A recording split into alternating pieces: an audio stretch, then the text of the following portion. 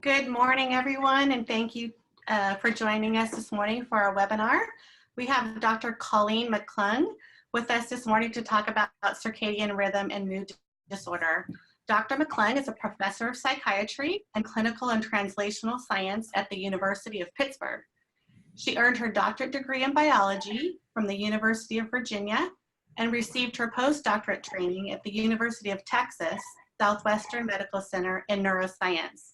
She has received several honors, including awards from the Brain and Behavioral Research Foundation, as well as the International Mental Health Research Organization. Through her work, she and her team are aiming to improve treatment for bipolar disorder, major depression, and schizophrenia by examining disruptions to sleep patterns, which can destabilize mood.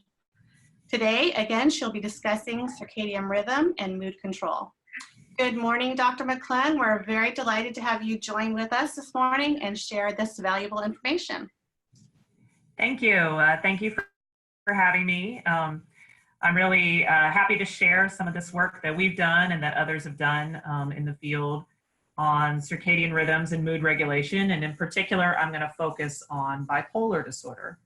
So I'll just start out with a little bit of background.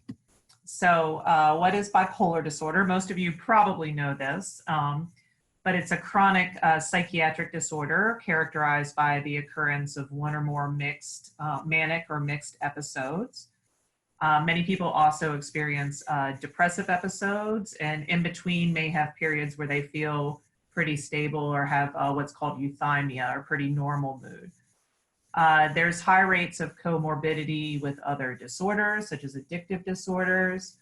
Bipolar disorder tends to pretty much equally affect men and women, and the median age of onset is around 25. And the prevalence is pretty common, between 2 to 4% of the population, depending on which study you look at.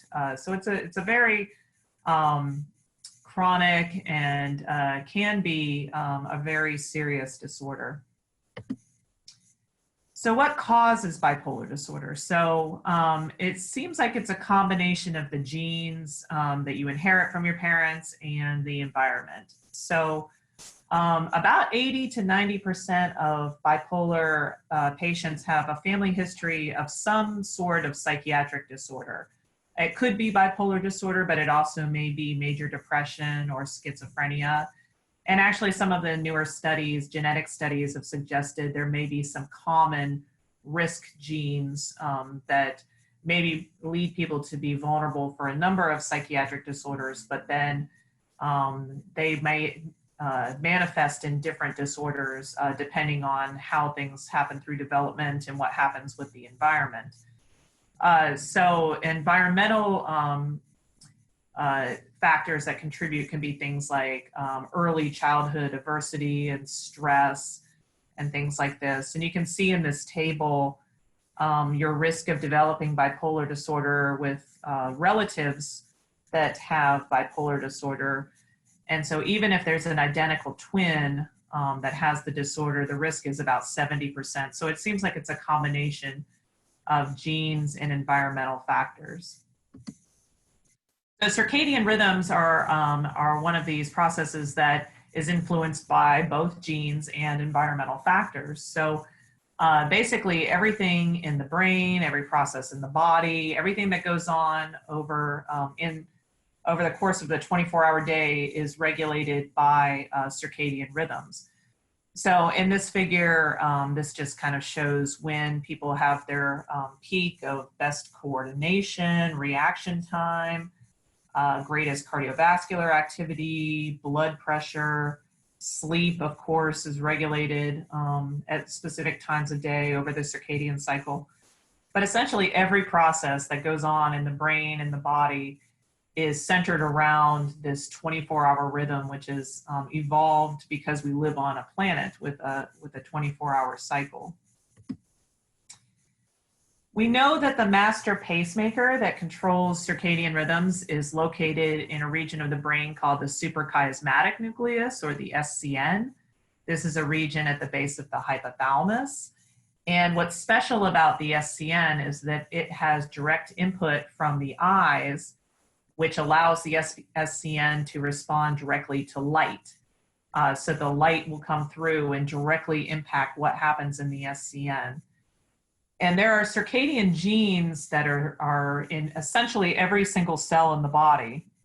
And without the SCN, these circadian genes would kind of run a little bit on their own time, and they may get out of sync with each other.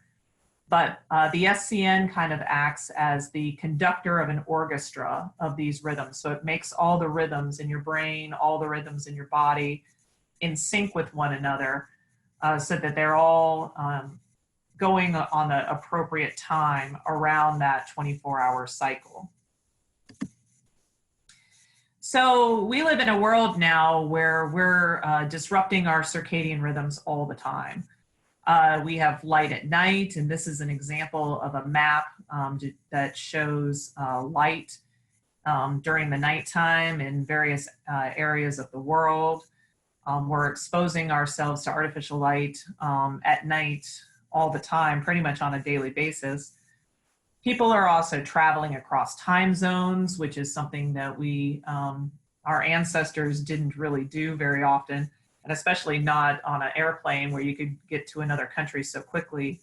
And of course, most of us have experienced some sort of jet lag, and you can tell when your circadian rhythms are off from that jet lag. Shift work, people are now working at night, and sometimes rotating schedules where sometimes they have day work, sometimes they have night work. Puberty and aging also affects circadian rhythms. So as kids hit puberty, they have a change in their circadian rhythms where they want to go to sleep really late and wake up really late. This is a normal biological process that happens during adolescence. At the same time, they have very early school start times where they have to get up very early in the morning, typically, to go to school 5 days a week, and then they sleep in on the weekends. And so this creates a situation called social jet lag for teenagers, where they have really this mismatch in their rhythms and the time they have to be awake, and it often causes chronic sleep deprivation as well. And then as people age, their rhythms often shift the other way, where they wake up earlier and go to bed earlier. And of course, we have increased use of electronic devices, which is really changing the way that our circadian rhythms are running because of this light input at night, particularly the blue light that comes from some of these devices.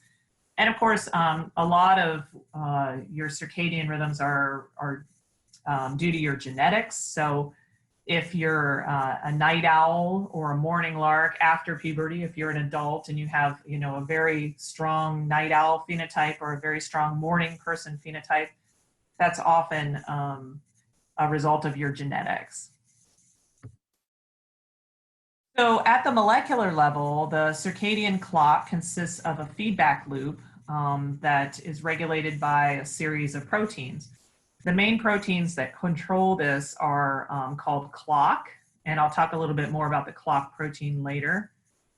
Clock binds with a protein called BMAL1, and this dimer regulates the expression of a lot of different genes, including the period and the cryptochrome genes.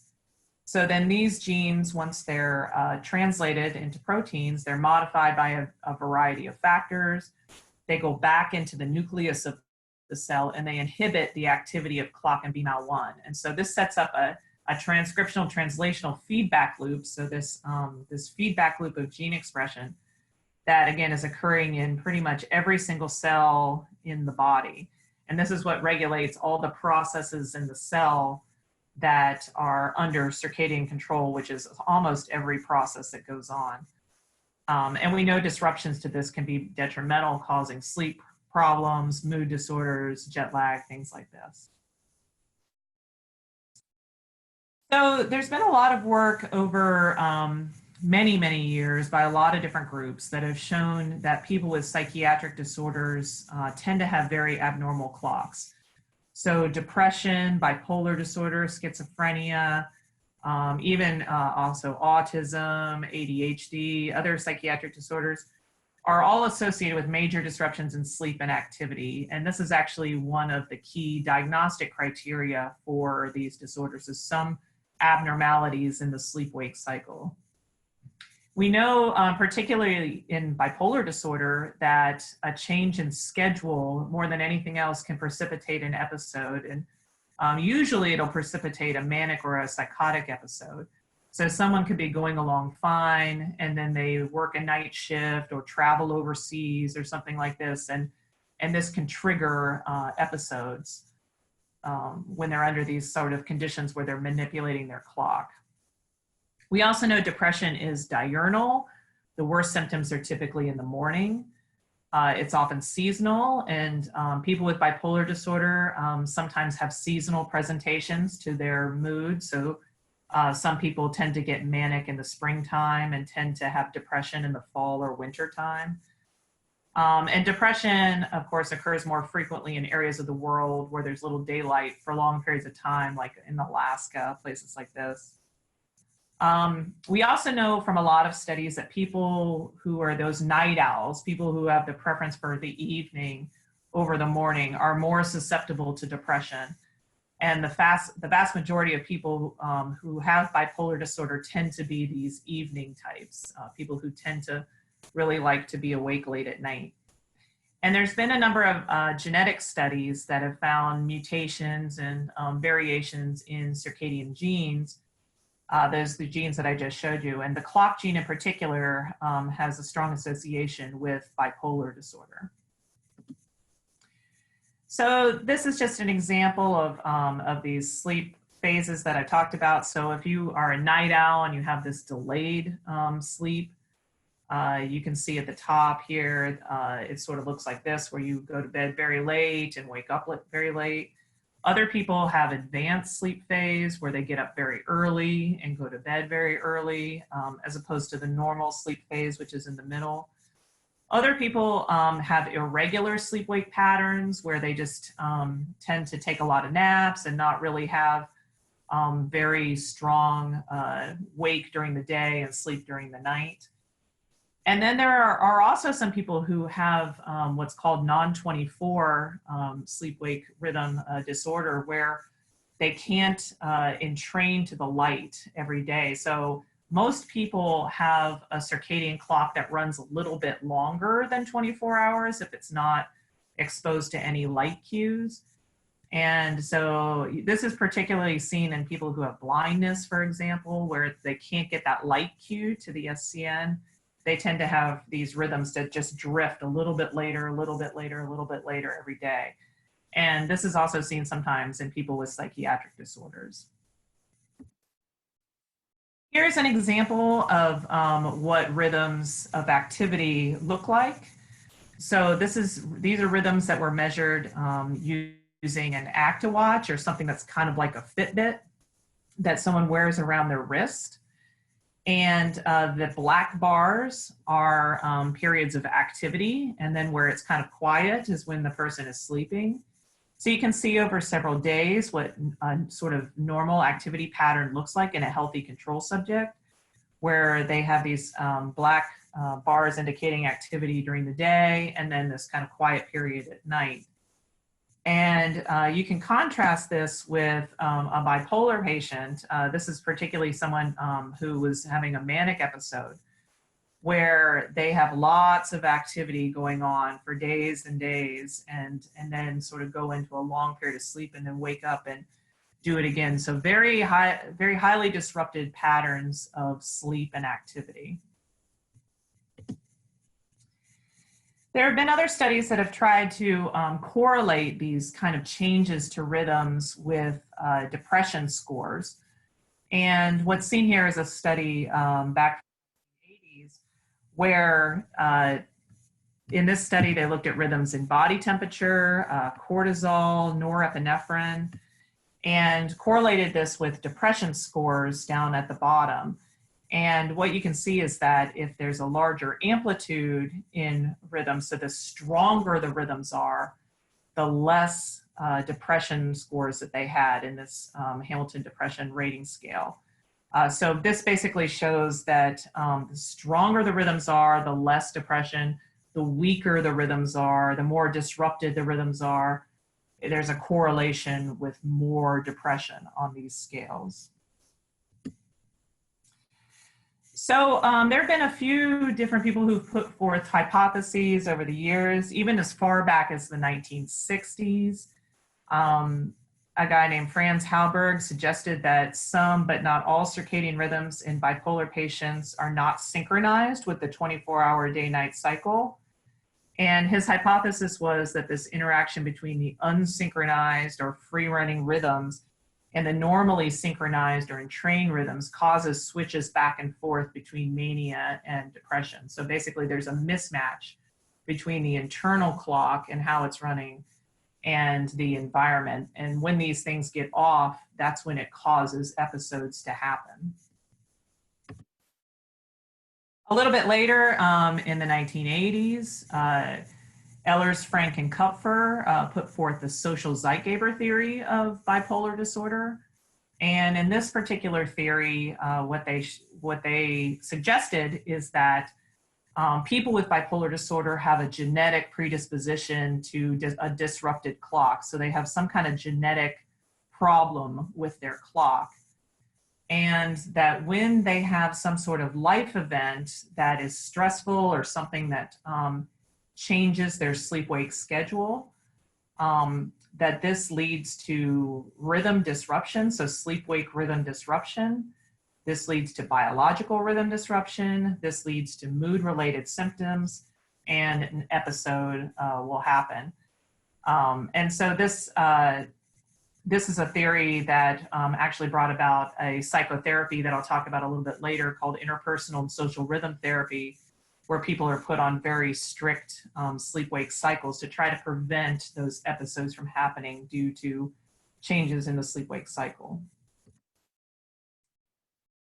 Some more recent studies have looked at circadian gene expression in the brain of people with mood disorders. And this was a study that was done by Huda Keel and Biff Bunny's lab, which looked at human postmortem brain samples, so brain samples from people who had died.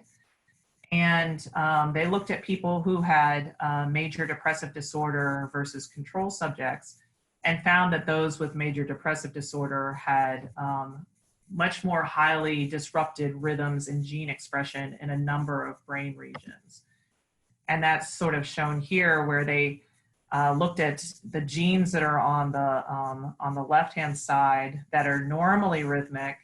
If they're rhythmic in these different brain regions, like the prefrontal cortex, the hippocampus, amygdala, et cetera, then they're in red. And if they're not rhythmic, then they're in gray. So you can see with the people with major depression that a lot of these genes were losing their rhythmicity. And so this suggests that in addition to sleep-wake rhythms that can be measured and activity rhythms that can be measured, you can also even see these changes in gene expression rhythms in the brain in people who have this disorder.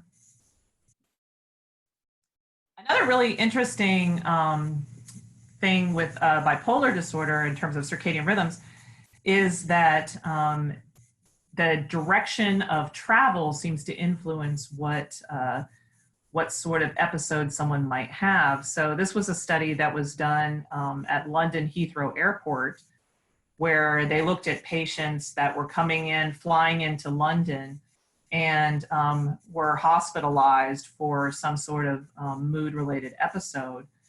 And what they found was that the people who were traveling east, west to east, tended to have greater mania or hypermania. Those traveling east to west tended to have greater levels of depression. So if you're traveling east, your rhythms were actually going forward and getting a little bit more fast, phase advanced. If you're traveling west, they're slowing down, they're going the opposite. And so there seems to be this directional change that's associated with mood state. And this was further shown in a study of patients in a hospital in Korea, where they measured circadian gene expression in the cheek swab. So they did basically a cheek swab like you would do if you're doing a test for Ancestry.com or 23andMe. And, but they were looking at RNA and gene expression in those cheek swabs. And what they found is that people who were in the hospital that were manic, their gene expression seemed to be very far advanced, so their rhythms were running too fast. And if the people were depressed, their rhythms were running too slow. And as they recovered and got better, their rhythms tended to go back to normal. So this is really interesting because it suggests that there's something about the way that rhythms are maintained, whether they're stabilized or they're too fast or they're too slow, can really influence mood state quite a bit. So our lab wanted to try to understand the molecular mechanisms of how circadian genes are controlling mood. And to do this, we turned to a mouse model. And in particular, we're using a mouse that has a mutation in that clock protein, so that central regulator of circadian rhythms. And this was a mouse that was discovered in a screen of mutagenized mice that was done by Joe Takahashi and Martha Vitaturna back in the 1990s. And they basically created a mouse that had a mutation in the clock gene that makes the clock gene non-functional.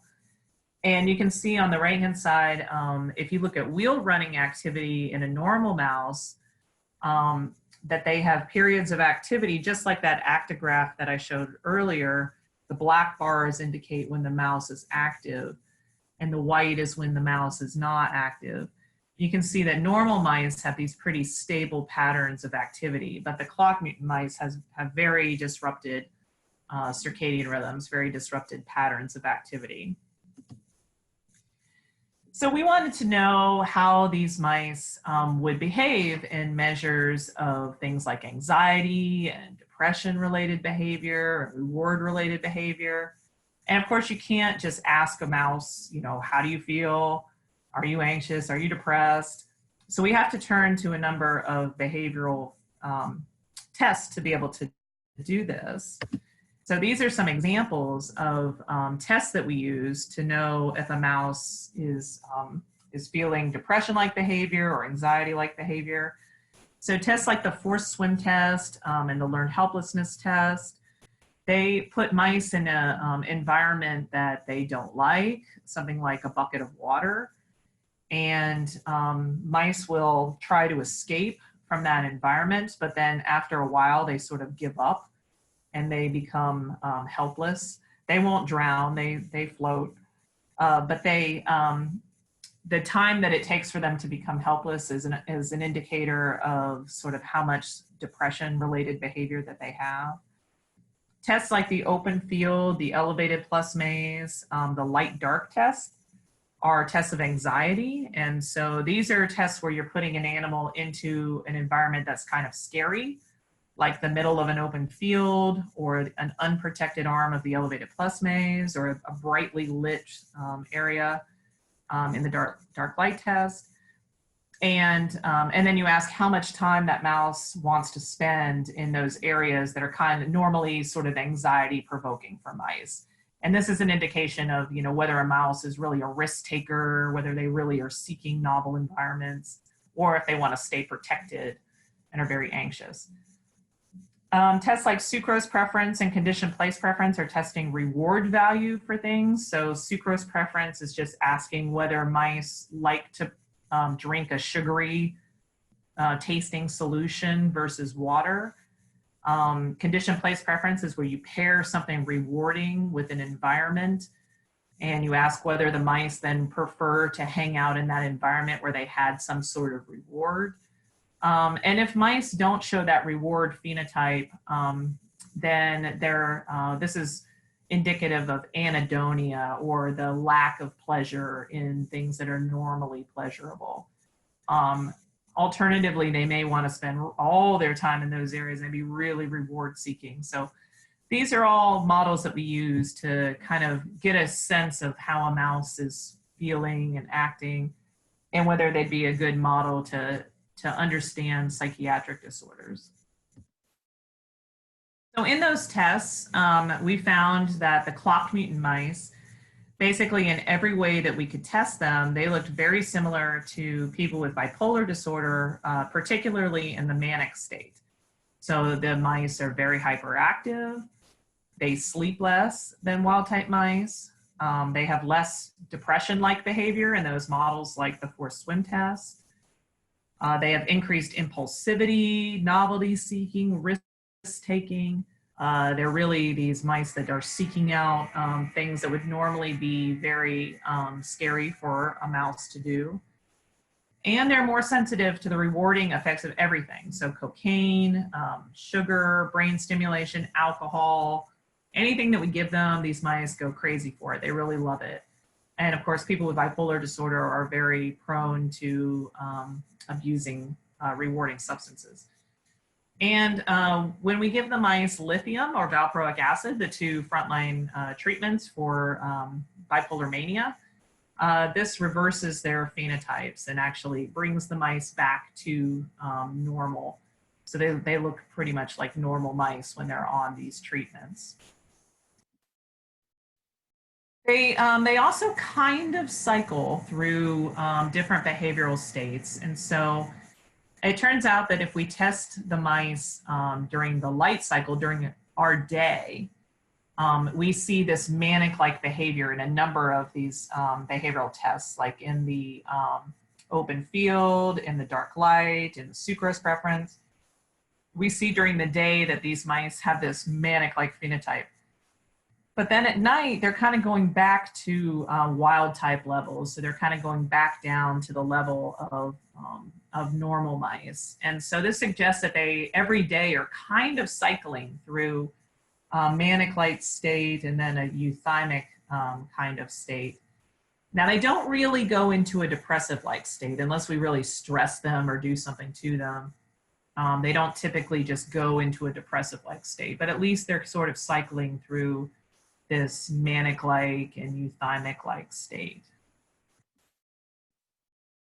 So given their phenotypes, we really wanted to look at what was going on in their dopaminergic system. And dopamine is a chemical in your brain that's really important in psychiatric disorders. So we know that bipolar mania is associated with increased dopamine transmission, and it's particularly in regions of the brain called striatal regions. While other animal models of depression reduce dopamine, lead to less dopamine. We also know antipsychotic drugs antagonize D2 receptors. So antipsychotic drugs are working through this dopamine system. And we also know that all drugs of abuse activate the dopamine system in a region of the brain called the ventral tegmental area. And stimulants like cocaine directly bind to the dopamine transporter. So dopamine is a really important molecule in psychiatric disorders. And in the mouse, we primarily wanted to focus on the ventral tegmental area, or VTA, where the dopamine cells are mostly located. And these cells project to regions of the brain like the nucleus accumbens and the prefrontal cortex. So indeed, we found, as we suspected, we found that when we recorded from these dopamine neurons in the clock mutant mice, that they had increased dopamine cell activity. So they're hyper-dopaminergic. And when we gave them lithium, chronic lithium, we were able to reverse this and bring them back to wild type levels. So this suggests that these mice really have too much activity in those dopamine cells, and that lithium is able to bring that back to normal. Interestingly, when we recorded from these dopamine cells across different times of day, we found that the highest level of dopamine cell firing was during the light cycle, during the daytime, when the mice were having that precipitation of this manic-like behavior. And then the dopamine levels kind of go back down to normal. Not quite all the way to normal, as you can see in these graphs, but they still kind of go back down compared to how they were during the day. So it seems like there's this abnormal dopamine activity that's going on in the light when mice are supposed to be asleep. So mice are nocturnal, And so in the light phase is when the mice are supposed to be sleeping. They're not supposed to have surges of dopamine. Dopamine is normally involved in, wanting to look for food and look for a mate and other things that are really rewarding, but you're not supposed to do that while you're asleep. So we think that this surge in dopamine that's happening during the day is sort of indicative of what might happen to a person when they have an abnormal surge of dopamine that happens when they're supposed to be asleep. And this could lead to a manic episode, as it does in the mice. So this is telling us a lot about how those episodes might be triggered by these changes to circadian rhythms and circadian genes. We also found that clock is acting in those dopamine neurons to regulate firing. So if we have a normal mouse and we only manipulate the clock gene in those dopamine neurons, we still get an increase in dopamine cell firing. So even though clock is expressed all over the brain, all over the body, it's really clock in those dopamine cells that seem to be important in regulating dopamine transmission. And we find that if we manipulate clock in those dopamine cells, we can change behavior. So here we're looking at alcohol preference, and we found that these mice really love to drink alcohol. And if you just manipulate clock in those dopamine cells, they'll drink more alcohol than normal mice. So we took a sort of another approach to try to figure out if clock in those dopamine cells was really important. And this is kind of like a gene therapy approach, where we took the clock mutant mice and we replaced the functional clock protein, but only in those dopamine cells in the VTA. So we're just rescuing clock expression in those cells. And this was able to reverse some of their behavioral phenotypes, like their hyperactivity and their increased exploratory drive and risk-taking. So again, all of this is suggesting that the circadian genes, especially clock, is having a really important role in dopamine cells in regulating manic-like behavior.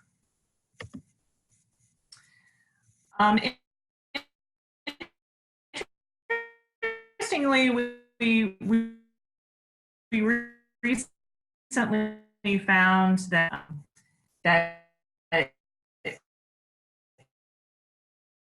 while we have cortex is the region of the brain that's really important in higher level control, so control of behavior.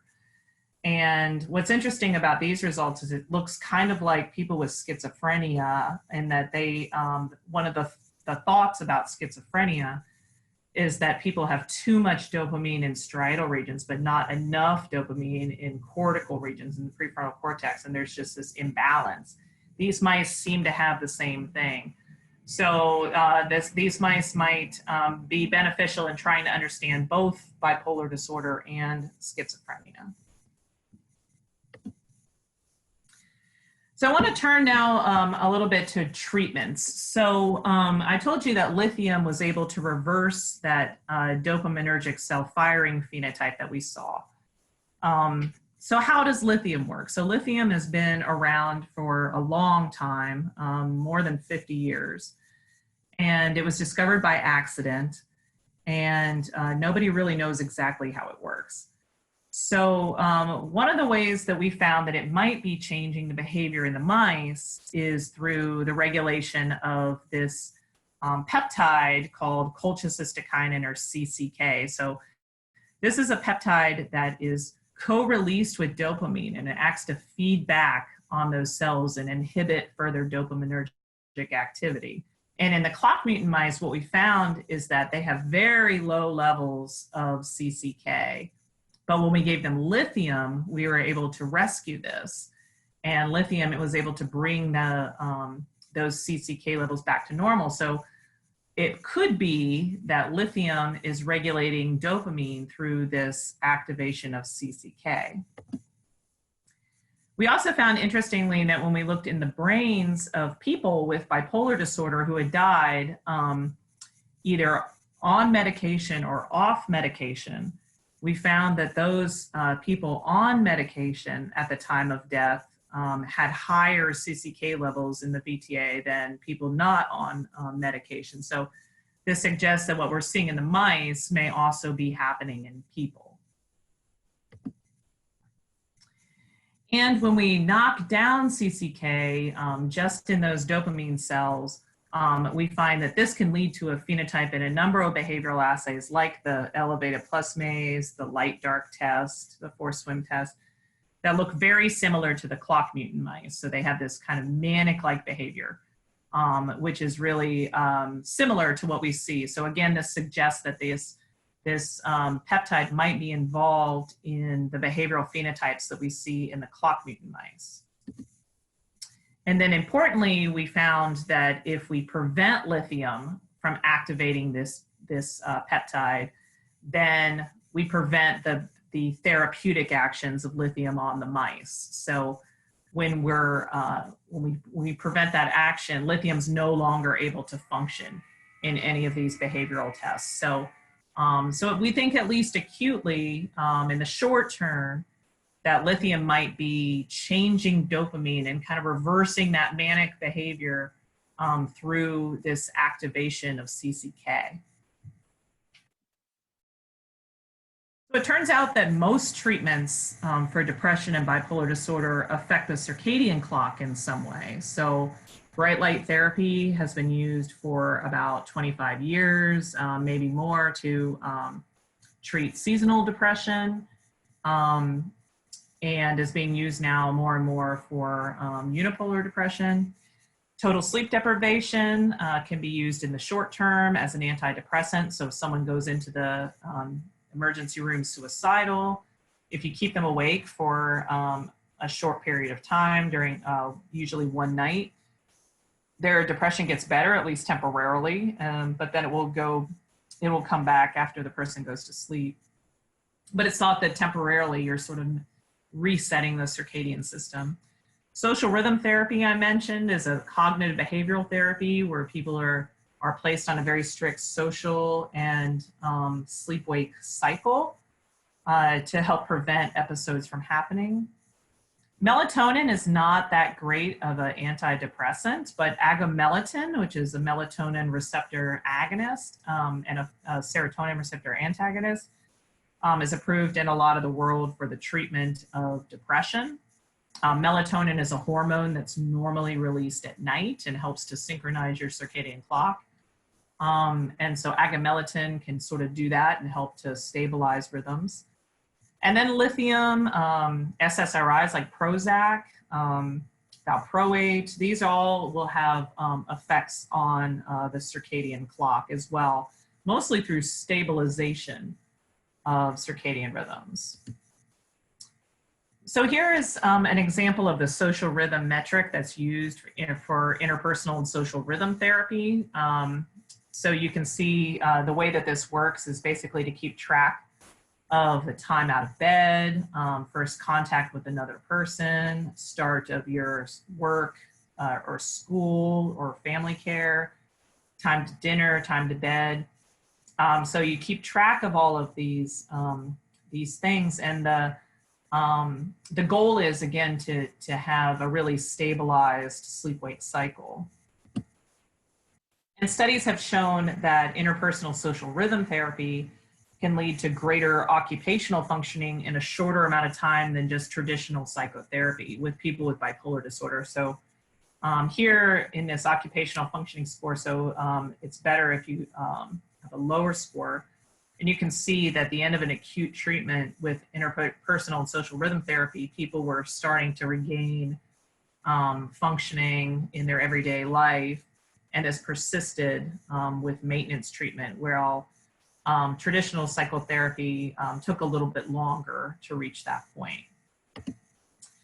This is an illustration of how dramatic this can be. So here on the left is, again, an actigraphy measure of somebody whose activity is being measured with a watch, like a Fitbit-like device, over the course of many days. And you can see that this person has really disrupted sleep-wake rhythms. So they're kind of going all over the place. And then just to the right of that record is their mood. So if it's on the negative side, it's depression. If it's on the positive side, it's mania. And you can see that their mood is sort of also going back and forth.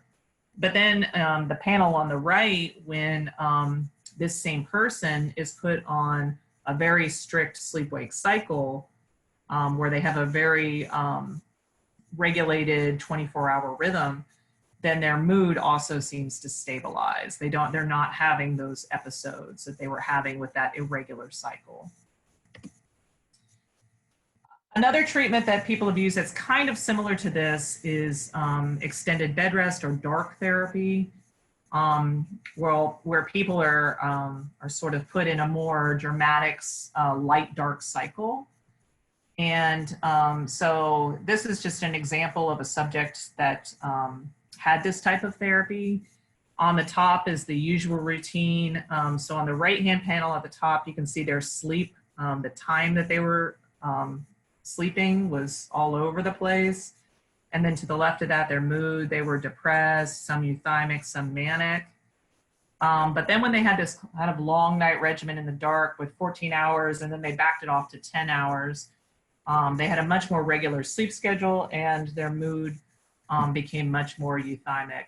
People are also starting to use, for dark therapy, blue light blocking glasses and things like this at night to try to achieve that effect of darkness at night. There's also some interesting studies that are coming out with bright light therapy for people with bipolar disorder. So bright light therapy in the morning is typically not advisable for people with bipolar disorder because it can shift people into mania.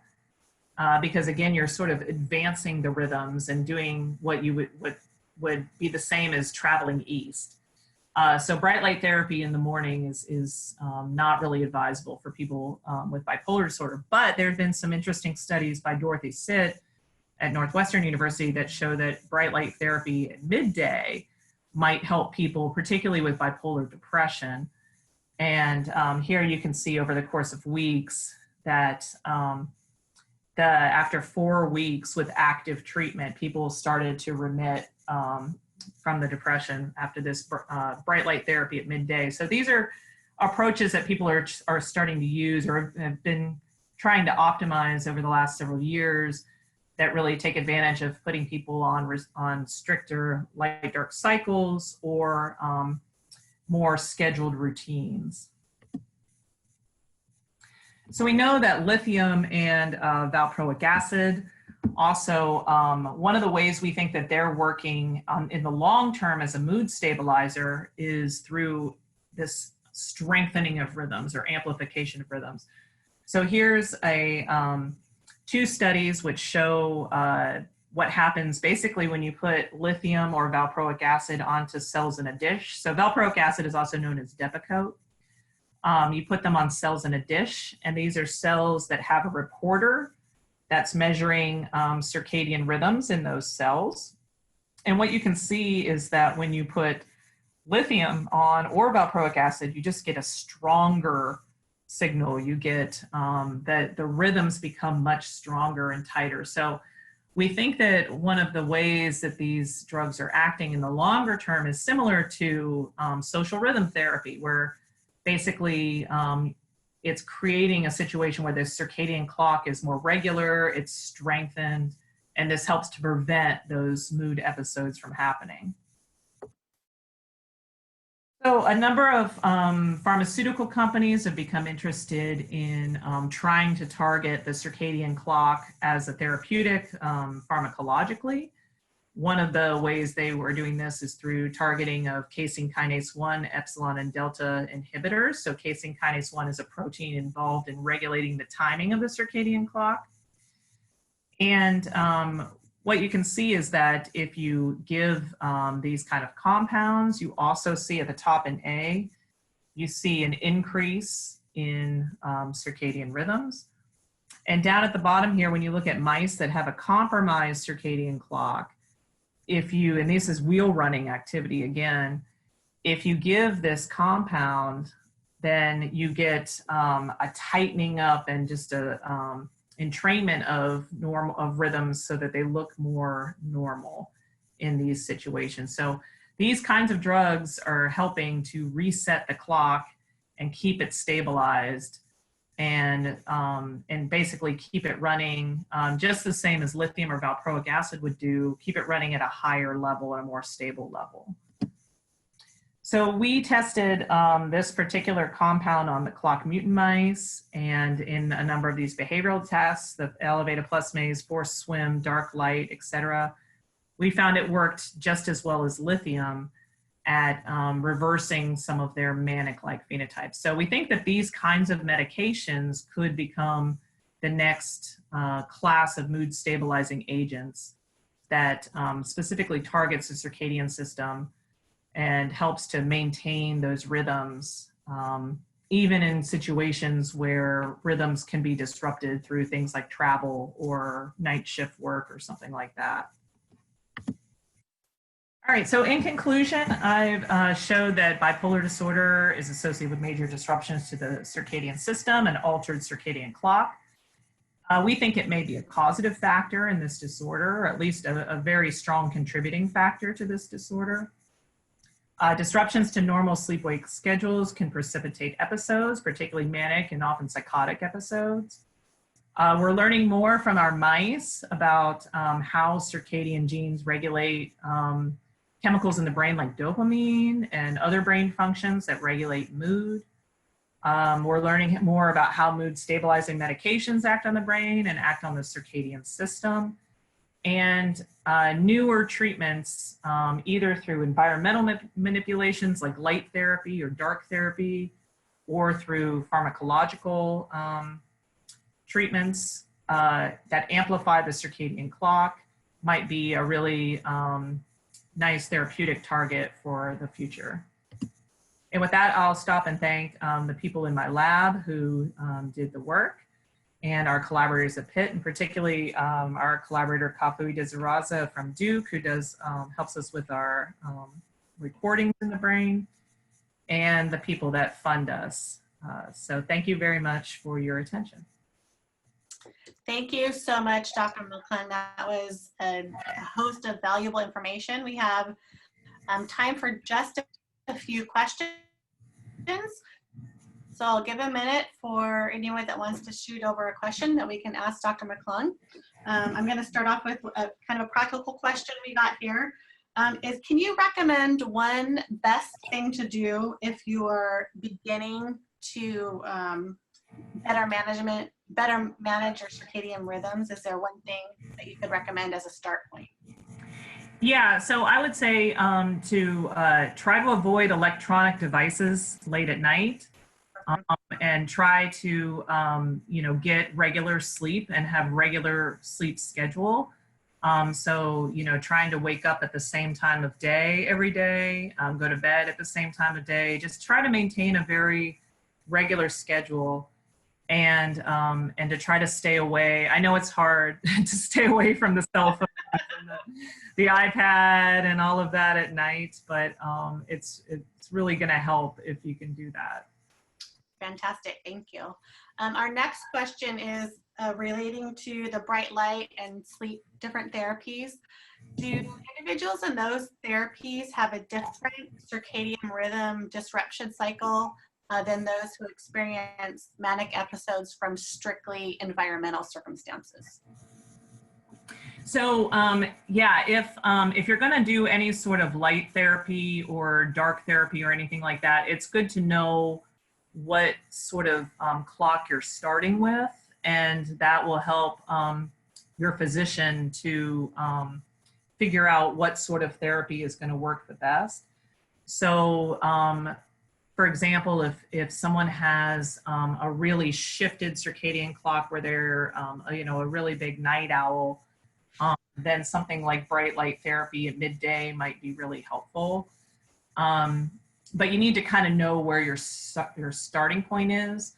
If your rhythms are not that abnormal to begin with, then these treatments might not be quite as therapeutic as for people who clearly have a very specific kind of rhythm disruption.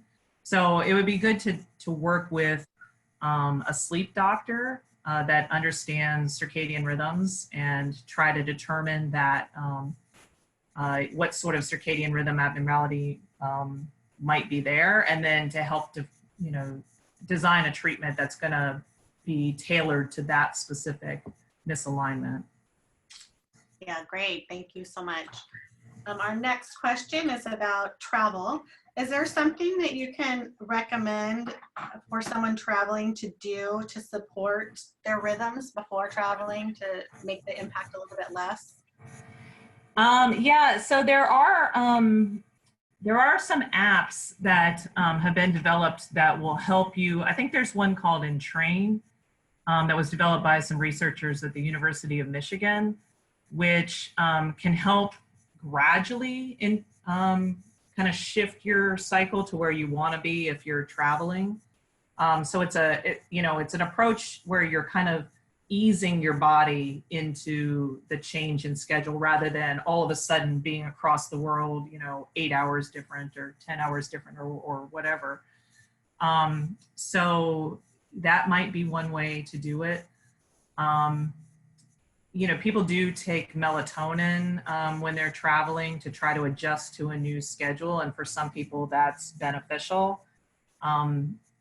Melatonin is, generally well handled by most people, although it can make people groggy sometimes. But if there's, if you're going to have some sort of big trip coming up and want to be prepared ahead of time, you might check out some of the apps that will try to get your clock in line with that new time before you go, and do it in a gradual way. I'd also talk to, your doctor and let them know ahead of time that this might be something that you're going to be experiencing. Great, thank you so much. The next question, it has to do with natural lighting cycles, and the question is, do you have an opinion on full moon and lunar cycles in bipolar disorder? This person asking this question feels like they're more sensitive during some of those times. And what? Yeah, that's really interesting. There were actually a couple of papers that just came out last year that suggested that there were, for some people with bipolar disorder, there does seem to be a sensitivity to lunar cycles. And it was basically what they thought might be happening, although they're not really sure, but the thought was that there might be some kind of almost like a competition between the lunar cycle and the solar cycle, where for certain people that have this vulnerability, there was sort of a fight between in the body of trying to entrain to something that had to do with the moon and the sun. So there's a researcher, Tom Weir, from the NIMH, who published those papers last year. So I would suggest, if you're interested, looking at those papers. It's really interesting. I think more work needs to be done to really understand the influence of lunar cycles. Yeah, absolutely. Okay, those are all the questions we have. Thank you again so much for sharing this information with you, and to our audience, thank you for joining in. We'll have this webinar posted to our website for review by Friday afternoon. Thank you, everyone, and have a great afternoon. All right, thank you.